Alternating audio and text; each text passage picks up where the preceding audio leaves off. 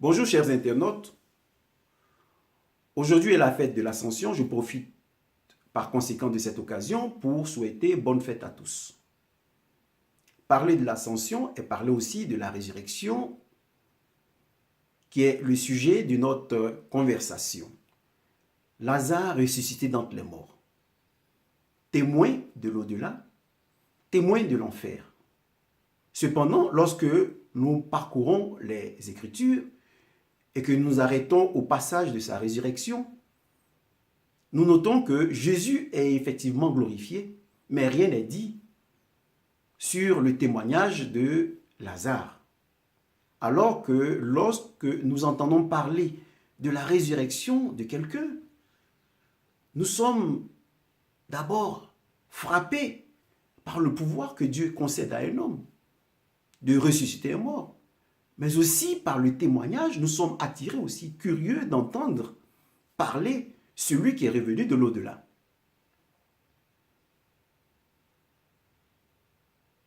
Lorsque nous parcourons les Écritures, effectivement, nous avons l'impression que rien ne filtre, rien n'est dit sur ce que Lazare a pu bien voir. Vous voyez, les paraboles de Jésus de Nazareth ressemble un peu à nos traditions, à nos coutumes que nous avons en Afrique, et particulièrement en Côte d'Ivoire. Lorsque vous rendez visite à quelqu'un, il vous donne à boire, et il vous demande par deux fois les nouvelles. La première fois, vous lui dites, pour ceux qui connaissent la coutume, c'est une visite de courtoisie. Alors vous vous entraînez, vous vous entretenez, vous discutez, et chacun se calme. Chacun est bien disposé en lui-même. Et alors, arrive la bonne ou la mauvaise nouvelle qui va vous faire pleurer ou vous faire sauter de joie. Eh bien, les évangiles de Jésus, les paraboles de Jésus se présentent de cette manière. Nous avons une première nouvelle que l'apôtre Paul, dans sa première lettre aux Corinthiens au chapitre 3, appelle le lait, qui est donné aux personnes charnelles, parce que ces personnes sont jalouses, incapables de recevoir la parole de Dieu. Et après, la seconde nouvelle forte, solide, que Saint Paul appelle la nourriture solide. Donc, lorsque nous parcourons les évangiles de Jésus de Nazareth, et surtout la parabole de l'homme riche et du pauvre, la première des choses qui paraît, c'est une invitation, la première interprétation est une invitation à porter notre regard sur le pauvre, sur les pauvres que nous rencontrons dans nos rues, et de partager ce que nous avons en abondance. C'est la première interprétation qui a trait à cette parabole qui parle de l'homme riche, insouciant, qui festoyait, et de ce pauvre qui était assis devant sa porte, qu'il ne voyait pratiquement pas. La seconde nouvelle nous décrit en réalité Lazare de Béthanie et les prêtres de Jérusalem. Que nous dit Jésus dans cette parabole? Il nous dit que vivait un homme riche qui festoyait tous les jours, qui portait des vêtements raffinés et qui avait devant sa porte un pauvre couvert d'ulcères qui désirait ardemment manger les miettes qui tombaient de sa table. Mais c'était les chiens qui venaient le consoler en léchant ses ulcères. Arrêtons-nous à cette description que nous fait Jésus. L'homme riche qui porte des vêtements raffinés représente en réalité, en fait, les prêtres de Jérusalem. Dans Exode 28, le Seigneur insiste sur la beauté des vêtements des prêtres, qui sont un signe de gloire et de dignité. Il demande à ce que les soutanes des prêtres, les tuniques des prêtres, les vêtements des prêtres soient confectionnés par des artisans habiles. Et nous sommes tous d'accord de constater que les vêtements des prêtres, du pape par exemple, sont toujours de mode. Après combien de millénaires, sont toujours de mode. Eh bien, l'homme riche, vêtu de manière raffinée, représente les prêtres de Jérusalem. Les festins qu'ils offrent chaque jour représentent les sacrifices. Les animaux sont sacrifiés et la viande consommée. Donc, il y avait de la nourriture en abondance. L'homme assis à leur porte est Lazare de Béthanie. Béthanie qui n'est pas distant de Jérusalem. Donc, Lazare est aux portes de Jérusalem. Et cet ami de Jésus, couvert d'ulcères, l'ulcère qui représente les impuretés, portait ainsi les impuretés de son peuple. Parce que lui, il croit en Jésus. Et il est perçu par Jérusalem comme un être impur. Comme une personne appartenant à une secte. Parce que Jésus était vu comme un gourou. Celui qui drainait des personnes dans sa secte. Et donc, Lazare de la parabole est Lazare de Béthanie, couvert d'ulcères, qui va mourir après, effectivement, une maladie. Il désirait quoi, Lazare? Les miettes qui tombent de la table de leur maître. Mais c'est ce que nous constatons dans Matthieu 15, au chapitre 15, versets 21 à 37, lorsque Jésus s'entretient avec la Cananéenne. Il dit à la Cananéenne, il n'est pas bon de prendre le pain des enfants et de le donner aux chiens. Et la Cananéenne répond à Jésus, les chiens, les petits chiens, mangent les miettes qui tombent de la table de leur maître. Vous voyez, ici nous retrouvons dans la parabole de Lazare les petits chiens et les miettes. Les miettes, donc, que désire ardemment le pauvre Lazare, sont au-delà du pain dont nous parlons dans la première interprétation de cette parabole, la parole de Dieu. Ce sont des miettes que les prêtres de Jérusalem, attirés par la fête, ce sont des miettes qu'ils donnaient à leurs fidèles.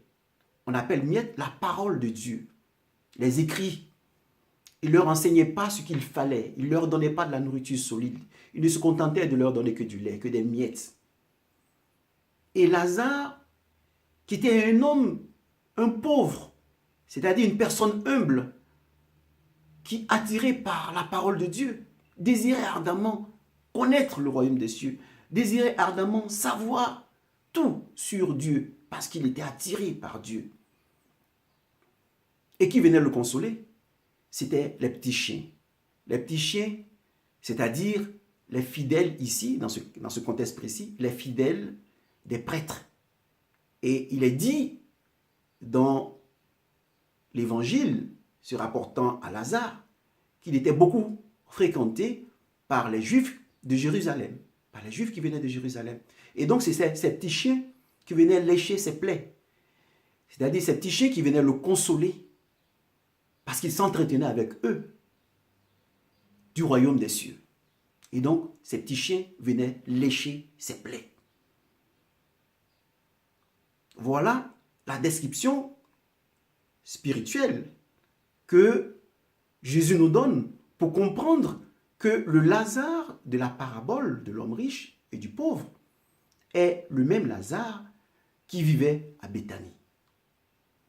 Et voilà que Lazare meurt des suites d'une maladie, on le dit dans l'évangile. Le pauvre aussi, le riche aussi plutôt, meurt. C'est-à-dire que des prêtres de Jérusalem, en même temps que Lazare, quittent cette terre et se retrouvent dans l'au-delà.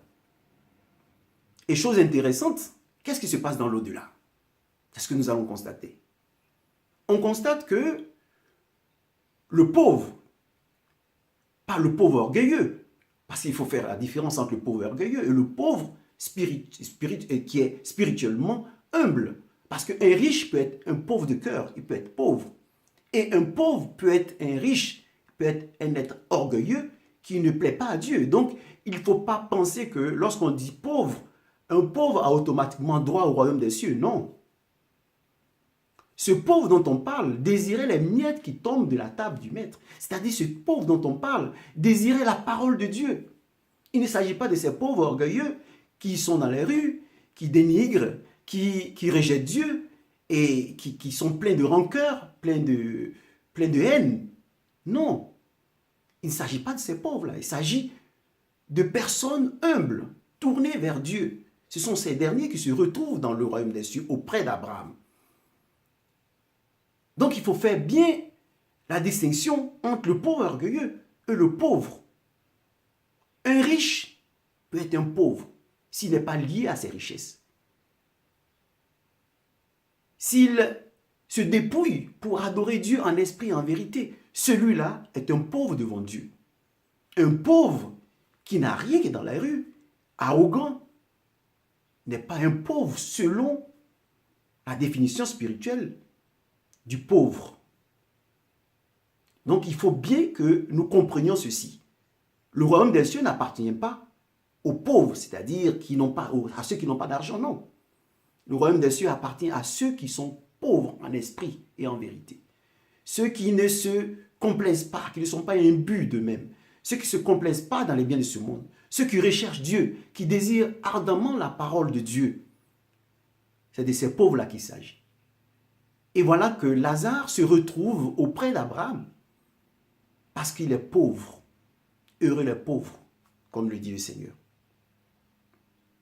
Le royaume des cieux leur appartient. Et dans le royaume des cieux, Jésus nous dit ce que voit Lazare. Lazare voit les prêtres de Jérusalem dans le tourment, dans les flammes, et qui le supplient d'étancher leur soif. Ceux qui sur terre festoyaient, ces riches qui écrasaient les pauvres. Et voilà que dans l'au-delà, eux, ils sont dans les flammes, dans le tourment, et le pauvre est dans la félicité. Et Abraham de répondre aux riches qui demandaient à ce qu'il envoya plutôt Lazare étancher sa soif. Abraham dit à ce dernier qu'il n'est pas possible. Et ce dernier qui se plaignait de ses souffrances, Abraham lui dit, souviens-toi que sur terre tu étais heureux et Lazare malheureux. Qu'est-ce que nous retenons? Lazare revenu d'entre les morts nous fait comprendre à travers Jésus de Nazareth que nous nous souvenons du mal que nous avons fait sur cette terre. Nous avons une conscience, nous avons notre ego qui nous permet de nous souvenir du mal que nous avons fait sur cette terre. Et Abraham lui dit, souviens-toi, tu as le film de ta vie, regarde le film de ta vie, regarde ce que tu as fait sur terre, regarde comment tu festoyais, et regarde comment Lazare était malheureux, pauvre. Eh bien, aujourd'hui, lui qui a recherché Dieu, qui recherchait les miettes qui tombaient de la table de ta table, c'est la parole de Dieu qui désirait ardemment la parole de Dieu. Voilà qu'il est dans la félicité éternelle. Et toi, dans le tourment. Et quand tu lui demandes d'étancher sa soif, Abraham lui dit, mais ce n'est pas possible.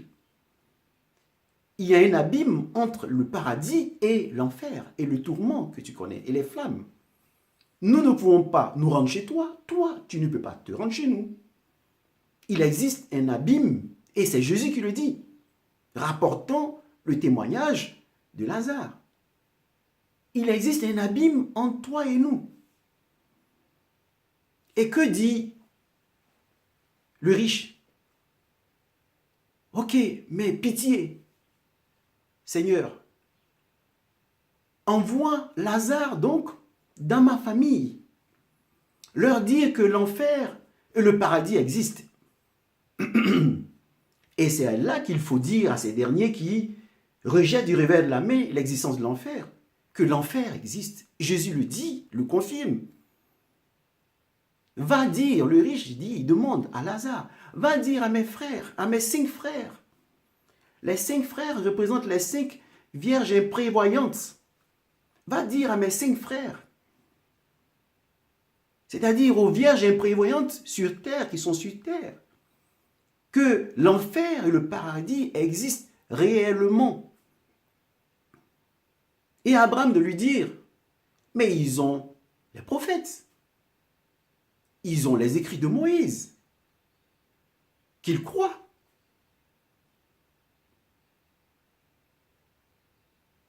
Et l'homme riche ne s'arrête pas, il continue. Mais non, si tu envoies un homme d'entre les morts, ils croiront, ils changeront. Et Abraham de lui dire, même si quelqu'un revient du séjour des morts, ces derniers ne croiront pas, ces vierges sottes ne croiront pas. Que retenons-nous là? Disons à ceux qui disent que lorsque nous mourrons, c'est fini, même à nos frères chrétiens, qui pensent que lorsque nous mourrons, nous ne pouvons pas parler à Dieu, que le purgatoire, les flammes du purgatoire existent bel et bien. Les âmes du purgatoire crient vers Dieu, nuit et jour. Voilà pourquoi il est permis à cet homme de crier vers Dieu, de crier vers Abraham, qui est ici l'image du Père céleste, de crier vers Dieu dans les tourments, de demander à Dieu de l'aider. Mais qu'est-ce qui se passe? Là, personne ne peut l'aider. Personne. Mais il nous faut comprendre qu'il peut communiquer avec le ciel. Les âmes tourmentées peuvent crier vers Dieu. Et là, voilà que, étrangement, ces prières sont exaucées. Pourquoi? Parce que Jésus de Nazareth représente la loi et les prophètes, représente les écrits de Moïse et les prophètes. Donc, nous avons Jésus de Nazareth. Et auprès de Jésus de Nazareth, nous avons Lazare, ressuscité d'entre les morts. Donc, Dieu nous montre qu'il fait tout pour nous sauver. Il écoute les prières de ceux qui s'y trouvent. Il écoute les lamentations parce qu'il veut, lui plein de miséricorde, veut nous sauver. Mais nous ne pouvons être sauvés que si nous changeons. Voilà pourquoi Abraham dit, mais même si j'envoie à ces vierges sottes, à tes 5 frères, ces 5 vierges sottes, si j'envoie Lazare, ils ne croiront pas. Eh bien, qu'est-ce qui s'est passé? Lazare est effectivement ressuscité d'entre les morts. C'est grâce à son témoignage et à la résurrection, au miracle de la résurrection accompli par Jésus de Nazareth, que Jésus a été accueilli de manière triomphale. Il a été accueilli dans la joie, dans l'allégresse. Et c'est ce que nous constatons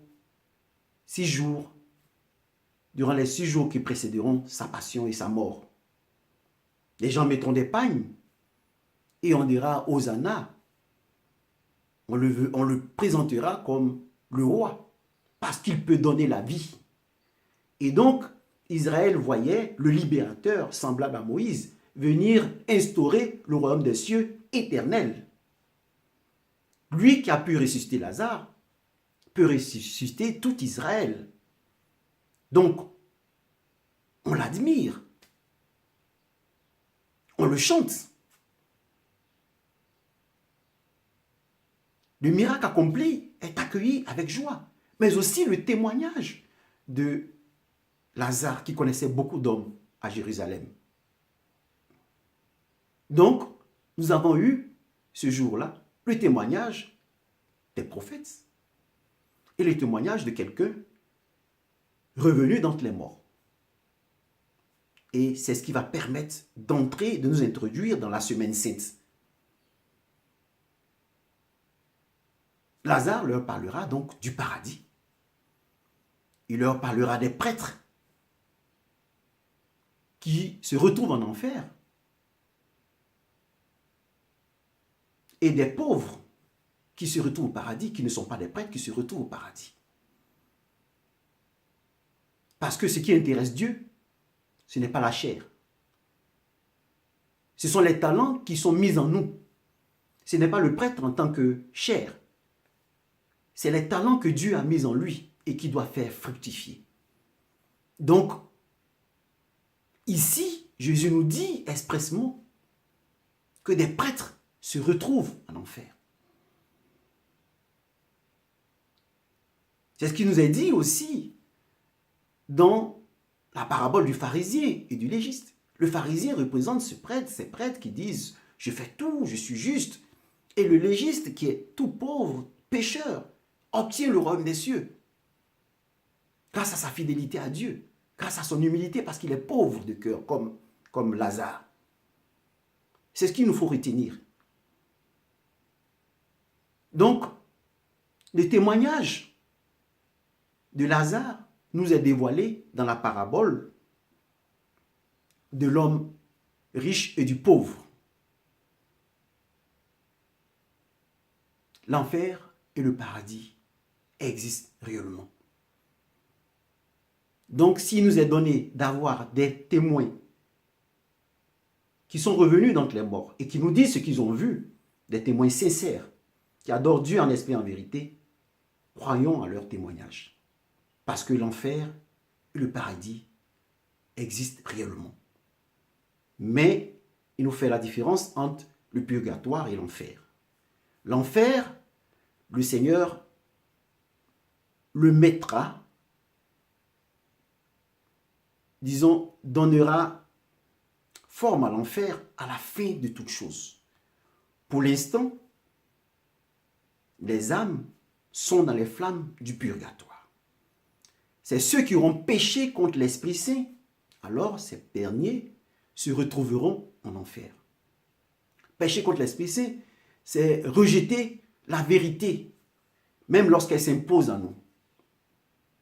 Savoir à travers, voilà, Dieu qui ressuscite les morts, tout le monde le constate.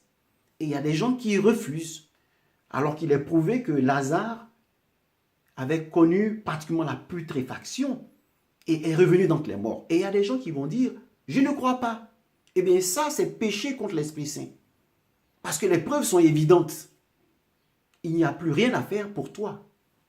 Il n'y a plus rien à faire pour ces personnes qui refusent volontairement les miracles accomplis par Dieu. Ceux-là pêchent contre le Saint-Esprit. Ceux qui réunissent Dieu, qui ne trahissent pas Dieu, comme Judas, qui réunit simplement Dieu à des moments ponctuels, ceux-là peuvent être sauvés, même s'ils se retrouvent dans les tourments. Voilà pourquoi le Seigneur dit, celui qui pêche contre l'Esprit Saint, ce péché ne lui sera pas remis, ni ici, ni dans l'au-delà. Cela signifie que dans l'au-delà, nous pouvons prier pour les personnes qui nous quittent et Dieu peut leur concéder la grâce d'être accueillis dans le royaume des cieux. Mais celui qui pêche contre le Saint-Esprit, ce péché ne peut pas lui être mis, ni ici, ni dans l'au-delà. Voilà ce qu'il nous faut retenir. L'enfer existe. Les âmes qui quittent ce monde bénéficient de leur ego, de leur conscience, et sont conscients de ce qu'ils subissent là-bas. Et crient vers Dieu. Et si ces personnes n'ont pas renoncé totalement à Dieu, n'ont pas combattu la vérité, alors ces personnes seront sauvées. C'est là que nous trouvons que la miséricorde de Dieu est infinie. Ces personnes seront accueillies dans le royaume des cieux à des niveaux bas, mais seront de toutes les façons accueillies dans le royaume des cieux. Voilà pourquoi certains pensent que l'enfer n'existe pas. L'enfer existe bel et bien, mais pour ceux qui ont péché contre le Saint-Esprit, qui ont refusé la vérité, bien qu'elle soit évidente. Voilà ce qu'il nous faut savoir de la résurrection de Lazare. Et nous devons comprendre que Lazare est véritablement le témoin de l'au-delà, le témoin de l'enfer, que nous propose Jésus de Nazareth lui-même dans les évangiles. Donc, mettons fin à ces spéculations sur l'existence ou non de l'enfer. Jésus lui-même nous en donne le témoignage. Et nous donne comme témoin Lazare, qu'il a ressuscité lui-même d'entre les morts, alors qu'il avait connu pratiquement la putréfaction. Merci et au prochain cours.